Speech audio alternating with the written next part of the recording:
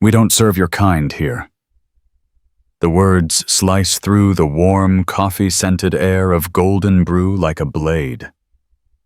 Karen's perfectly manicured finger points toward the door, her smile reserved only for the white customers she'd just served with enthusiasm. The black man in front of her hasn't even opened his mouth to order. "But I just want," he starts. "Trust me," she cuts him off, voice dripping with false sweetness. "We're all out of what you people like." Behind him in line, a man in a faded hoodie watches everything unfold. His weathered hands grip a worn leather wallet, his eyes taking in every detail.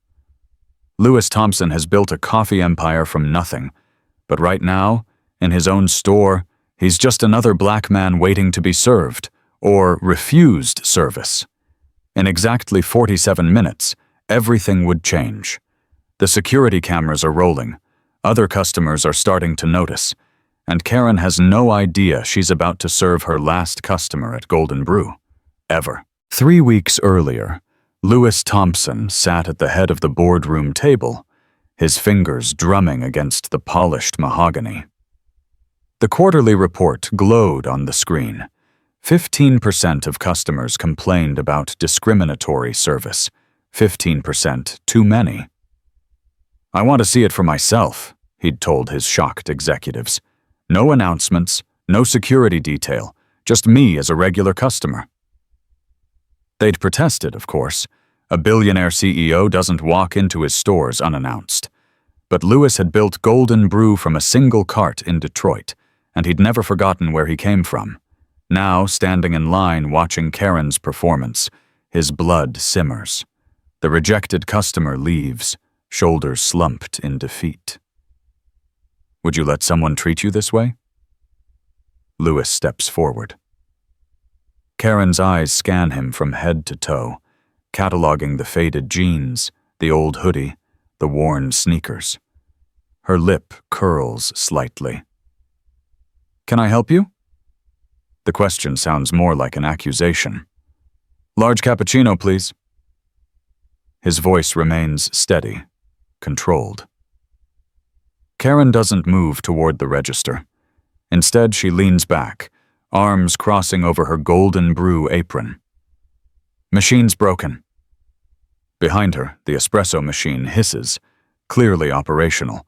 A white customer receives his freshly made latte with a smile. The contrast is deliberate, cruel. "I'll take a regular coffee then." Lewis keeps his tone neutral, but his jaw tightens. His hands, the same hands that signed million-dollar deals, clench inside his pockets. Karen sighs dramatically. "Look, maybe you'd be more comfortable at the gas station down the street. They have coffee there." The suggestion hangs in the air like poison. Jessica emerges from the back office, her manager's badge catching the light. She takes in the scene quickly. Karen's defensive posture, Lewis's calm demeanor, the growing tension. "Everything okay here?" she asks, though her eyes show she already knows the answer. This isn't the first time. "This gentleman wants service," Karen says, emphasizing gentleman like it's a joke. "I was just explaining our situation." Jessica's face flushes. She knows what's happening, has probably seen it before. But confronting Karen means paperwork, corporate involvement, complications. "Karen, please serve the customer," she says weakly. "Jess, you know how these people can be. Remember last month?" Karen's voice drops to a stage whisper, still audible to everyone nearby. "I'm just protecting our store." The words hang heavy, ugly, undeniable. Other customers shift uncomfortably. Some pull out phones, sensing drama. Lewis watches Jessica wrestle with her conscience. She's young, probably promoted too early, definitely in over her head. Her hands flutter nervously. "Sir, I apologize for any misunderstanding. Karen will help you now." But her voice lacks authority, and Karen knows it. "Fine." Karen moves to the register with exaggerated slowness. each movement broadcasting her displeasure. She holds the touchscreen like it might contaminate her, punches in the order with theatrical reluctance. "That'll be $4.37. She says the price like it's a fortune, like she's certain he can't afford it. Louis pulls out his wallet, the leather soft and expensive. Karen doesn't recognize the brand, doesn't notice the black American Express card tucked inside. He hands her a 20. She holds the bill up to the light, checking its authenticity with insulting thoroughness.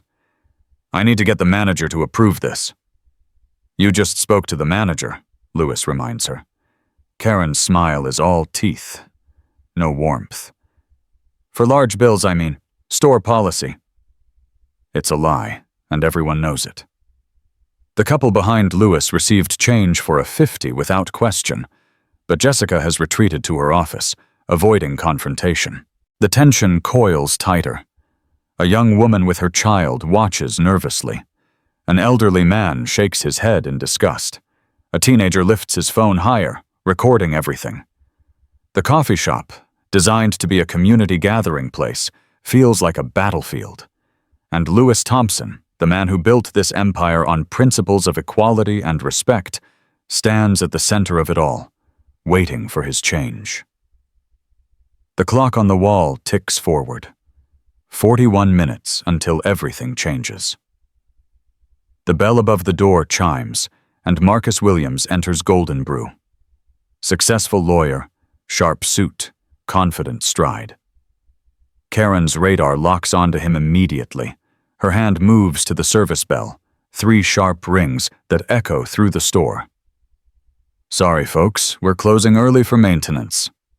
The lie rolls off her tongue with practiced ease. Marcus checks his Rolex. "It's 2 in the afternoon. Your sign says open until 9. His voice carries the authority of someone used to being heard in courtrooms. Karen's smile tightens. Emergency maintenance. These things happen. She begins wiping down the already clean counter with aggressive circular motions. Louis watches this new act unfold, pieces clicking into place. This isn't random. This is systematic. How many times has this happened? How many customers turned away?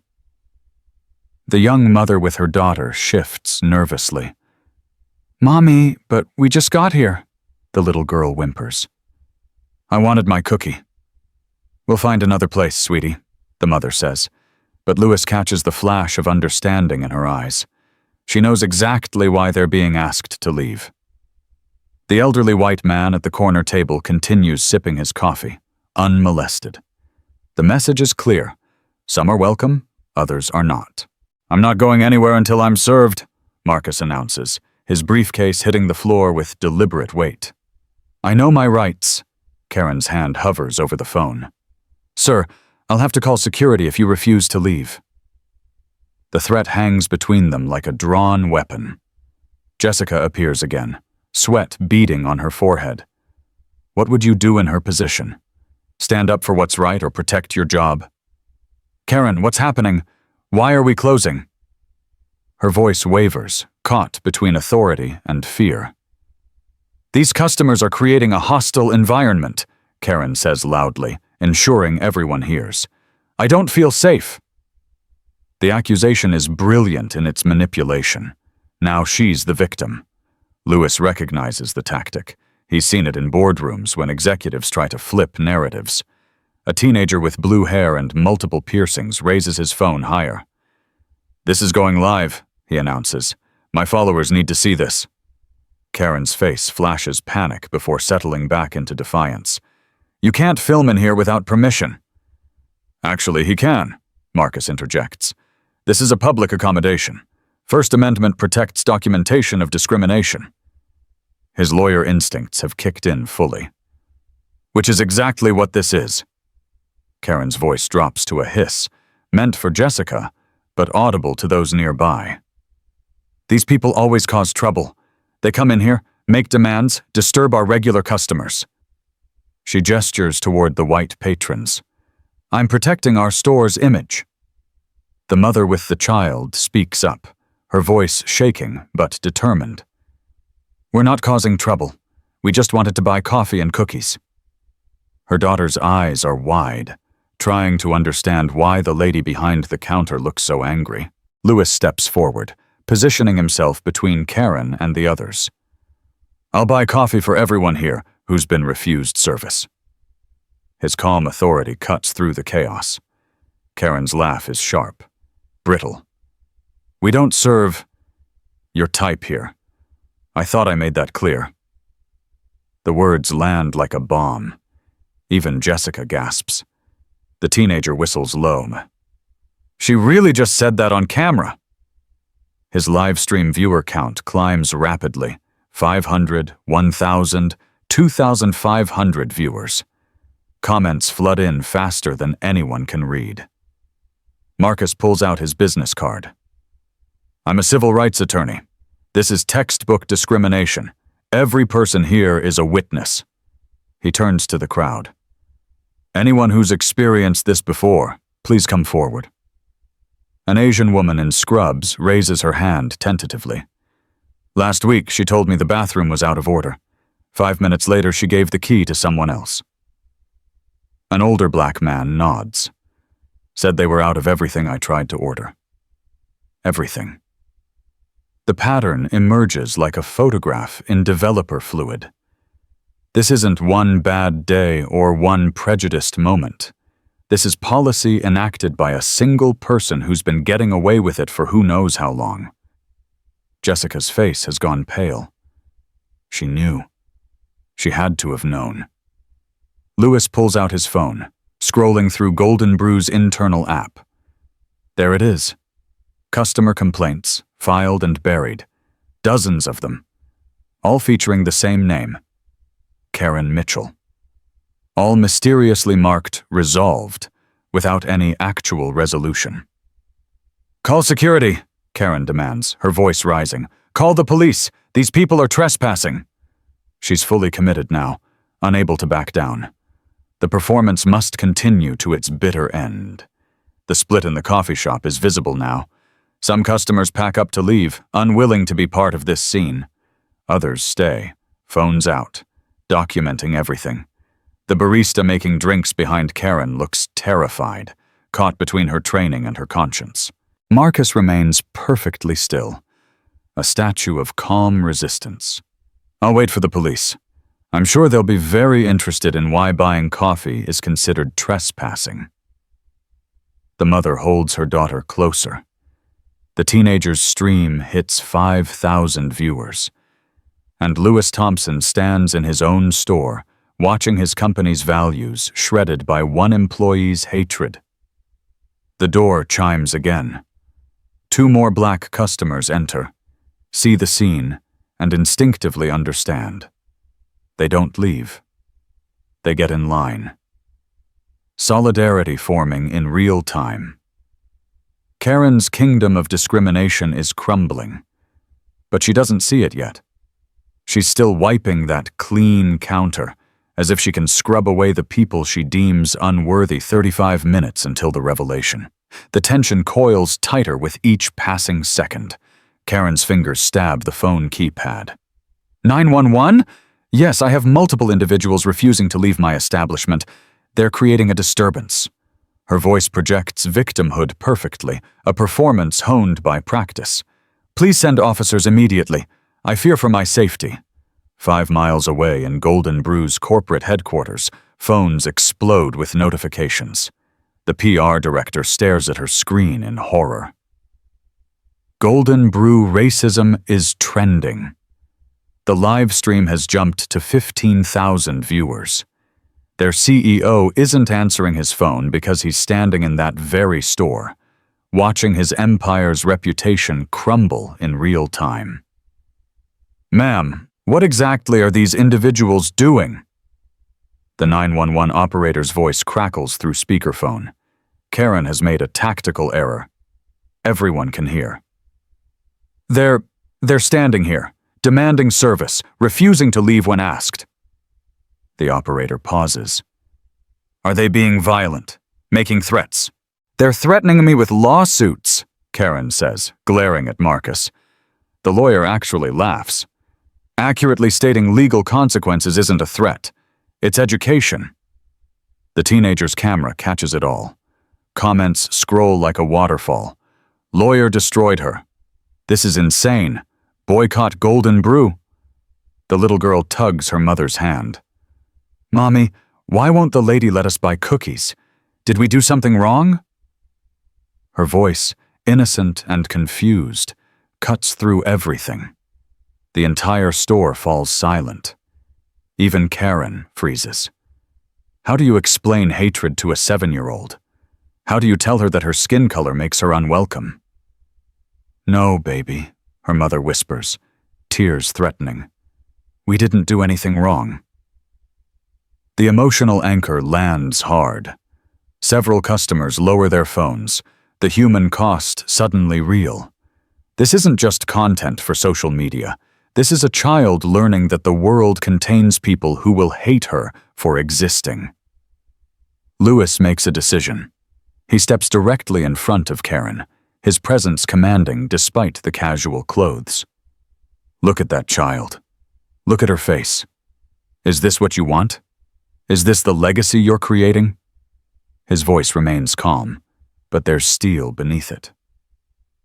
Karen's mask slips for just a moment. Something flickers in her eyes. Doubt? Shame? But it's gone instantly, replaced by doubled-down defiance. Don't lecture me. You people always play the victim. She's so focused on Lewis, she doesn't notice Jessica on her phone, frantically texting someone. The door bursts open. Not police. Worse for Karen. Regional Manager David Chen, his face a storm cloud. He takes in the scene. Customers with phones out, Karen behind the register like a fortress, Jessica near tears, and a small crowd of black customers waiting to be served. What the hell is happening in my district? His voice cuts through the chaos. Karen's relief is palpable. David, thank God. These customers won't leave. I've called the police.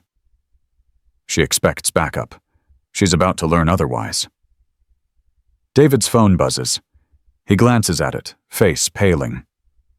Corporate just called. We're trending nationally. 15 million views and climbing. He turns to the crowd. I sincerely apologize for whatever has occurred. Everyone will be served immediately. No, Marcus steps forward. An apology isn't enough. This woman discriminated against multiple customers. She called the police on people trying to buy coffee. This is a pattern, not an incident. The lawyer in him is building a case in real time. Karen sputters.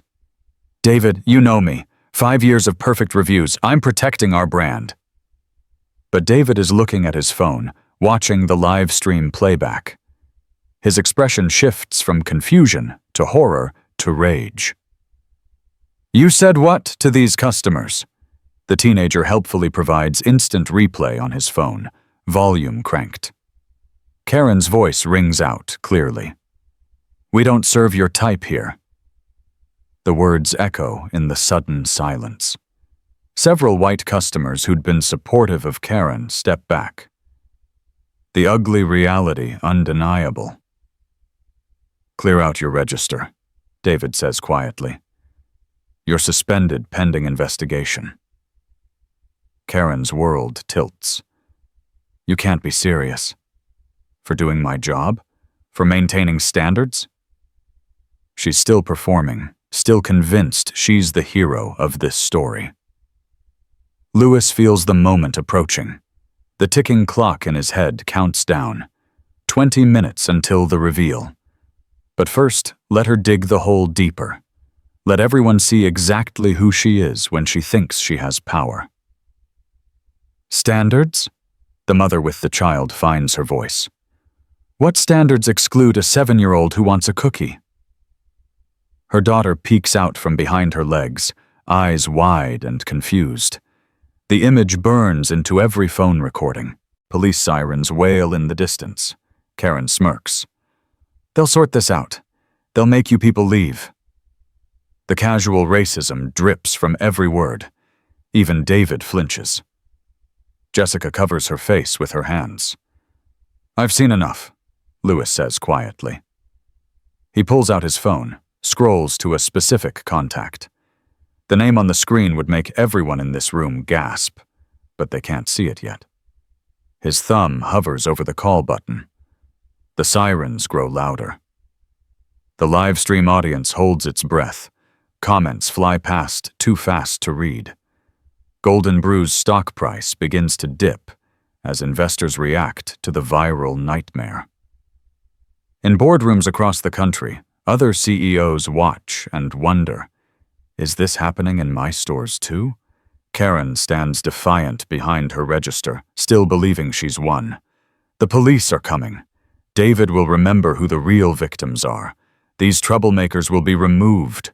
Order will be restored. Her version of order, where some people matter and others don't.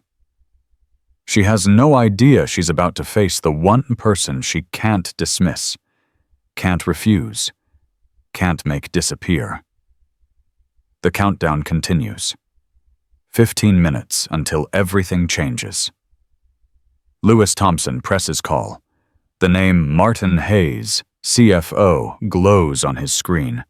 He activates speakerphone, letting his voice carry across the silent store. "Martin, this is Lewis. Execute Emergency Protocol 7. The cryptic words mean nothing to the crowd, but Martin's response electrifies the room. "Sir? Lewis? Where are you? We've been trying to reach you about the situation at Store 47. "I'm at Store 47, Lewis says calmly. "Have been for the last hour."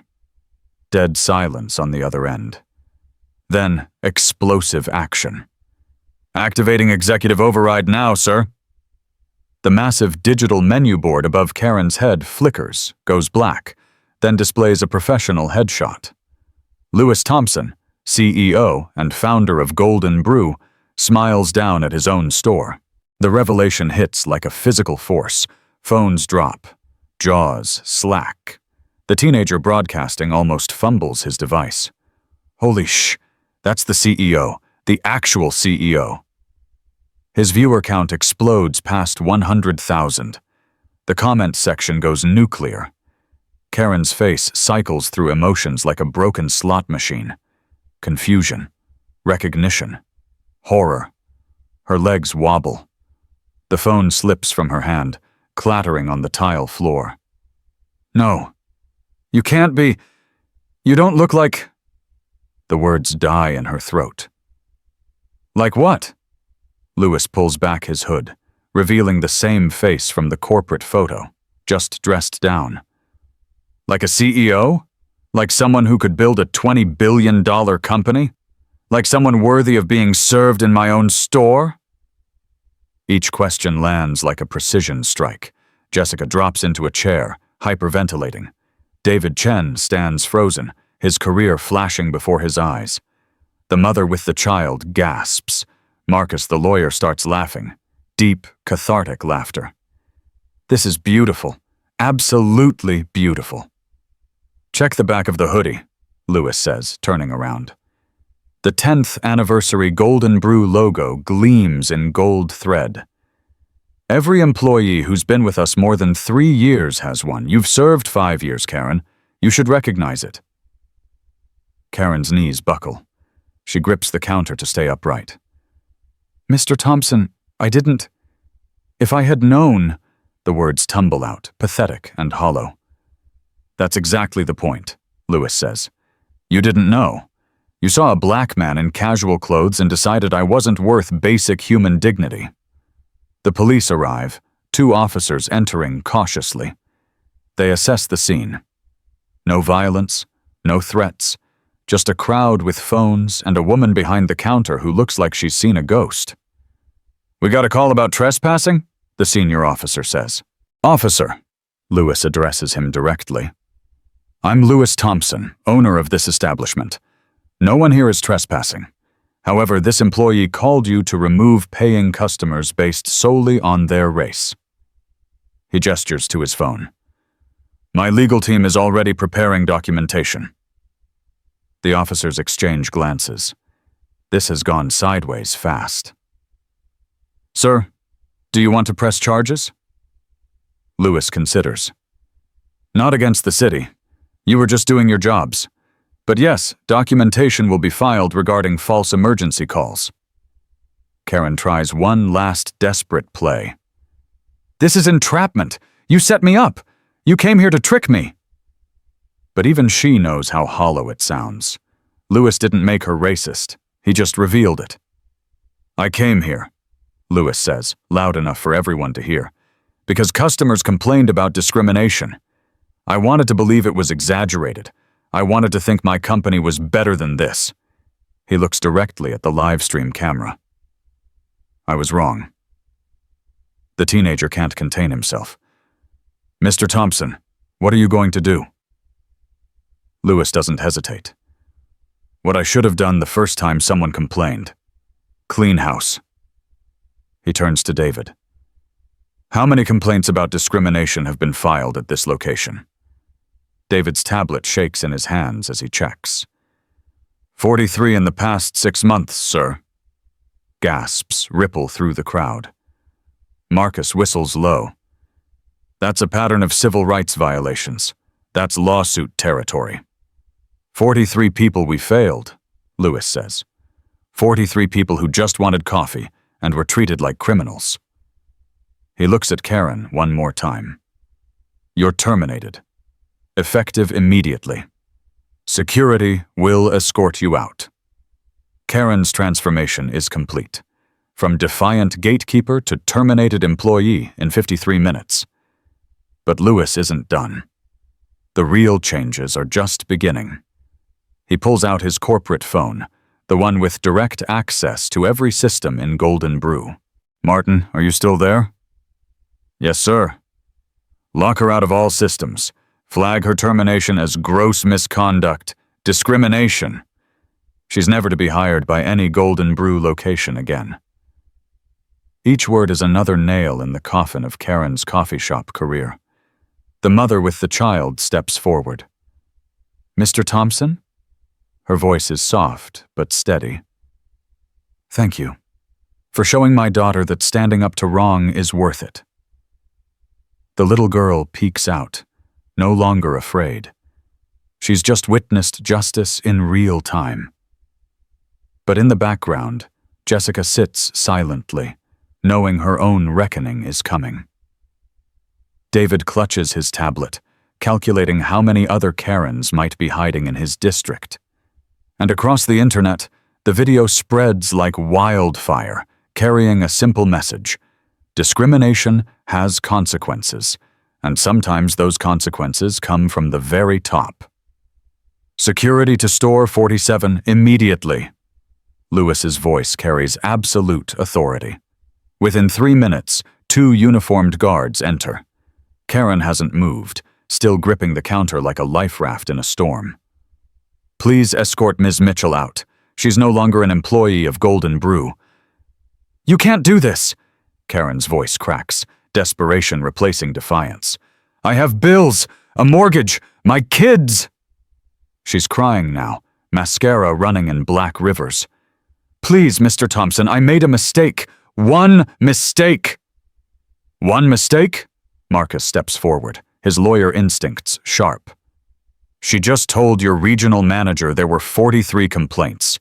That's not a mistake. That's a pattern. The crowd murmurs agreement. Even some white customers who'd been silent now nod. Lewis addresses Karen directly. Every person you turned away had bills too, had families, had dignity you chose to ignore.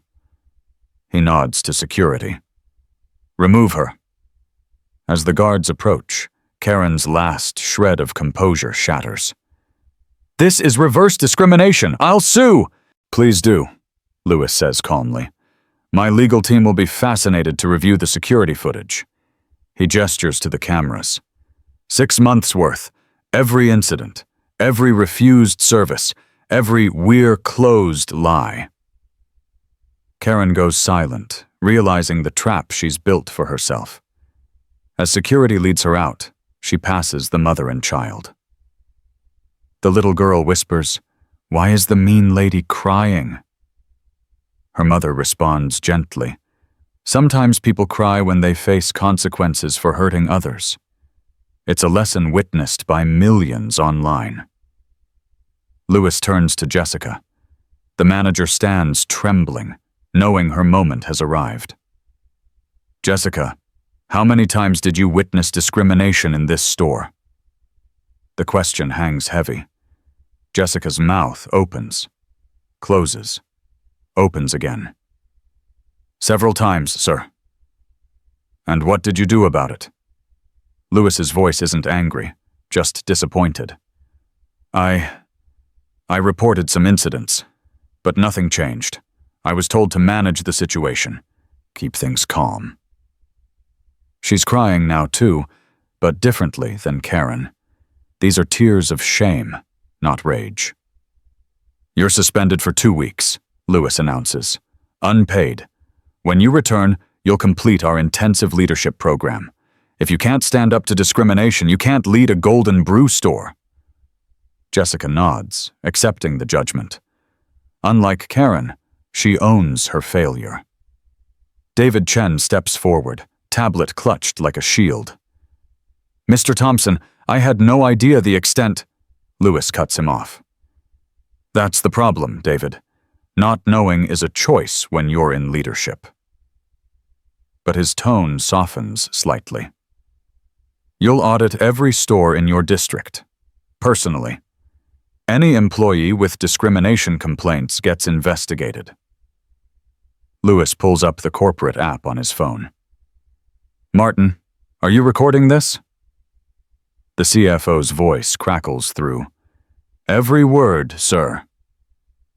Lewis speaks directly to the phone, knowing this is being broadcast to every executive. Effective immediately, Golden Brew implements zero tolerance for discrimination. First verified offense, termination, no exceptions. Managers who ignore complaints, suspended or terminated. Create an anonymous hotline for reporting. Install prominent signs in every store stating our policy. He turns to the live-streaming teenager. You're still recording? The kid nods eagerly. Good. This message is for everyone. Lewis faces the camera squarely. To every customer we've failed, I apologize, not corporate speak, not PR damage control. I, Lewis Thompson, personally apologize. To our employees who think certain customers don't belong, find another job, today. We'll give you 2 weeks severance if you resign by midnight. After that, we'll be reviewing every complaint, every suspicious pattern. The ultimatum resonates across the internet. Marcus approaches. Mr. Thompson, I represent several clients who've experienced discrimination at Golden Brew locations. Lewis doesn't flinch. Give their information to my legal team. We'll make it right. Compensation, public apologies, whatever justice requires. The mother with the child raises her hand timidly. What about today? My daughter just wanted her cookie. Lewis smiles. The first genuine warmth he's shown. Today, everything in the store is free. For everyone. My apology for what you witnessed. The crowd stirs, uncertain. Is he serious? Lewis moves behind the counter himself, washing his hands, putting on an apron. I started this company making coffee myself. Let me remember why. He looks at the little girl. What kind of cookie would you like, sweetheart? As the child points to the chocolate chip cookies, her face finally breaking into a smile, the remaining barista joins Lewis. Together, they begin serving everyone who was denied. The security cameras record something different now. The CEO of a billion-dollar company personally serving coffee to the people his employee rejected. Within minutes, the mood shifts. Phones capture Lewis making lattes, chatting with customers, learning names. The teenager's stream shows a CEO who remembers his roots, who backs his values with action. Comments flood in. This is leadership. Other CEOs take notes. faith in humanity restored. But Lewis knows this is just the beginning. 43 complaints at one store. How many more across the chain? How many Karens still hide behind counters, wielding their small power like weapons? The real work starts tomorrow. Tonight, though, he serves coffee and cookies to a little girl who learned that sometimes justice wears a faded hoodie. Within 24 hours, the live stream hits 50 million views across platforms. News outlets pick up the story. CEO goes undercover, fires racist employee on the spot. But Lewis Thompson isn't watching the coverage. He's in Golden Brew's war room, surrounded by data that makes his stomach turn. 437 discrimination complaints across all locations in the past year, the head of HR reports. We found 12 employees with patterns similar to Karen Mitchell's. Lewis doesn't hesitate. Terminate them all, today, and their managers who ignored the complaints. The CFO winces. That's 53 terminations total, sir. The wrongful termination suits alone could... Lewis slams his hand on the table. I don't care about the cost. We're fixing this. Now. His voice carries the fury of a founder watching his dream corrupted. 3 weeks later, Golden Brew launches the industry's most comprehensive anti-discrimination program. Every employee, from baristas to board members, undergoes mandatory training. Not the usual corporate slideshow, but intensive workshops led by civil rights experts. Marcus Williams, the lawyer from the store, leads the legal compliance section. We're hiring mystery shoppers, Lewis announces at the all-hands meeting. People of every ethnicity, religion, economic appearance. Any store that fails loses its management team. The message reverberates. Discrimination isn't just wrong. It's career suicide. Jessica returns from suspension transformed. She implements a dignity-first policy at store 47, personally greeting every customer. The little girl who wanted cookies becomes a regular, her mother now comfortable bringing her. Jessica keeps a special box of chocolate chip cookies just for her. The ripple effects spread beyond Golden Brew. Starbucks' CEO calls Lewis directly. We're seeing the same patterns. How did we miss this? Within months, the Thompson Protocol, named after Lewis, becomes the industry standard for addressing discrimination. Major chains adopt similar undercover programs. Karen Mitchell's story becomes a cautionary tale. Unable to find work in food service, she applies everywhere. But her name is radioactive. The video follows her like a shadow. Former colleagues report seeing her working at a call center, then a warehouse, each job further from her old life. But the most powerful change comes from customers. The hashtag #serve everyone or serve. No one trends globally. People share their own discrimination stories, creating a movement. Coffee shops, restaurants, retail stores all face scrutiny. Employees think twice before judging a customer by appearance. Lewis establishes the Golden Brew Foundation with $100 million of his personal wealth. It funds legal aid for discrimination victims and scholarships for minority students entering hospitality. The first recipient? The 7-year-old girl from the store, her college fund secured. 6 months later, Lewis returns to store 47 unannounced. This time, he wears the same faded hoodie. The new barista, a young black woman, greets him warmly. What can I get you today? She doesn't recognize him. Perfect. As he waits for his coffee, Lewis observes. The store bustles with diversity. Customers of every background, served with equal enthusiasm. Jessica moves efficiently, her authority natural now. The walls display the new mission statement in multiple languages. Every customer, every time. No exception. His phone buzzes. Martin texts. Quarterly report is in. Customer satisfaction up 34%. Discrimination complaints down 94%. Stock price at all-time high. The market rewards integrity, proving that doing right is good business. But Lewis barely glances at the numbers. He's watching an elderly Sikh man receive careful attention as the barista ensures his tea is prepared correctly. A transgender teenager jokes with staff while waiting for their order. A homeless veteran counts change for coffee. The barista waves away the shortage, smiling genuinely. This is what he built Golden Brew for. Not the profits, though they matter. Not the 1,000 locations, though they employ tens of thousands. But for moments like these, when everyone who walks through the door knows they belong. The teenager who live-streamed the original incident enters. Now a regular, he recognizes Lewis immediately. "Mr. Thompson, did you see? My journalism school acceptance came through. Your foundation scholarship made it possible." Lewis smiles. From viral video to future journalist, another ripple in the pond.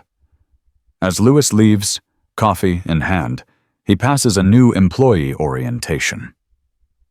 The trainer, a woman who witnessed the Karen incident, tells the story to wide-eyed new hires. This company has zero tolerance for discrimination.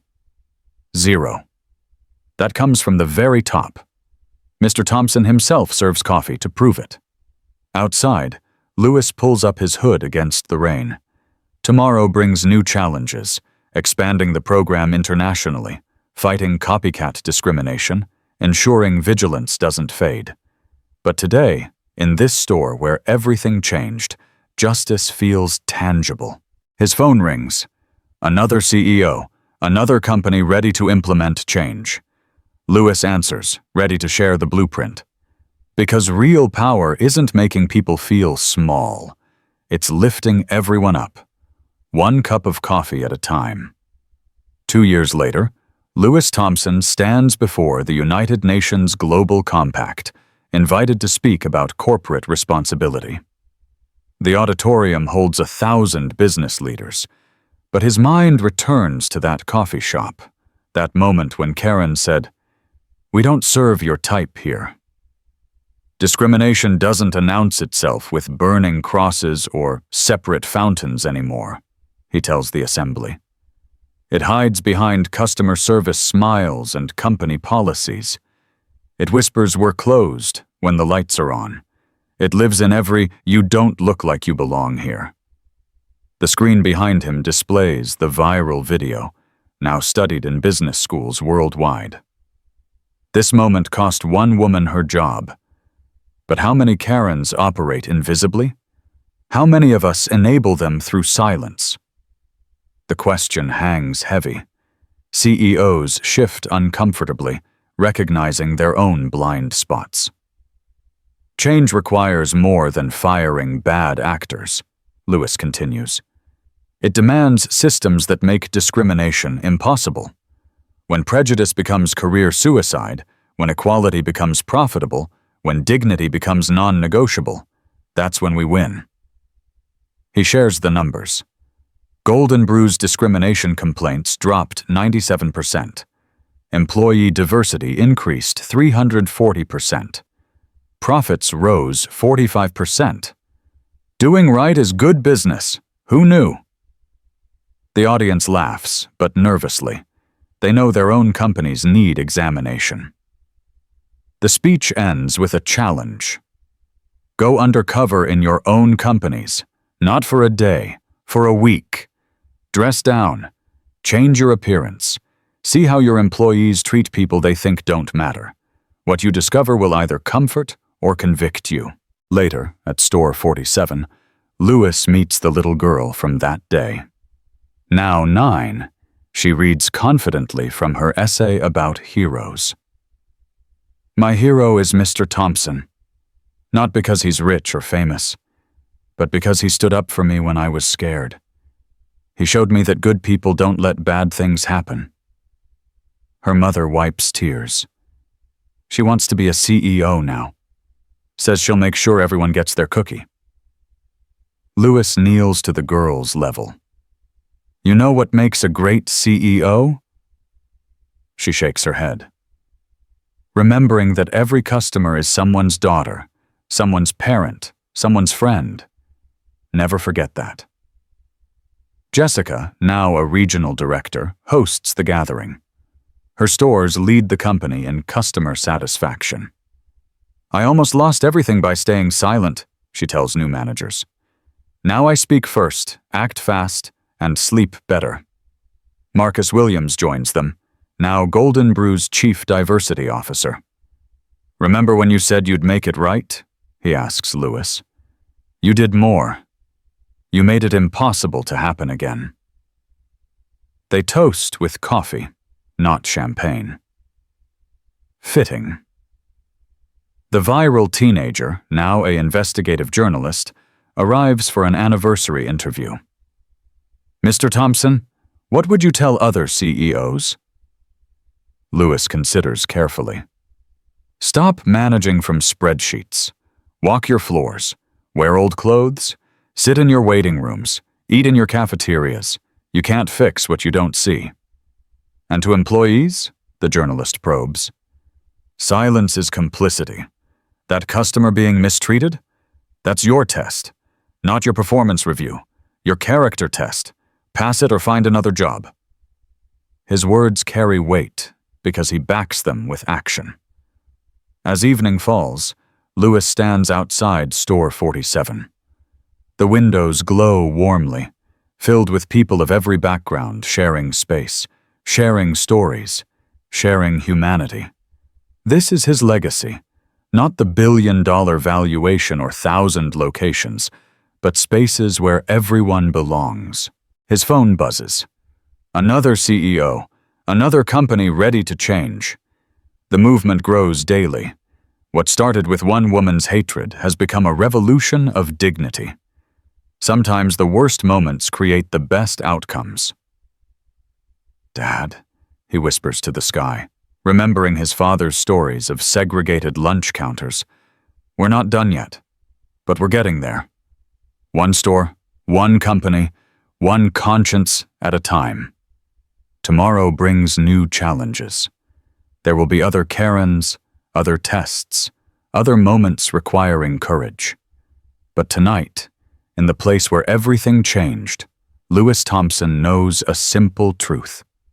Power means nothing if you don't use it to lift others up. The last customer leaves Store 47. The lights dim but never go out. They serve everyone or they serve no one. No exceptions, no excuses, no going back.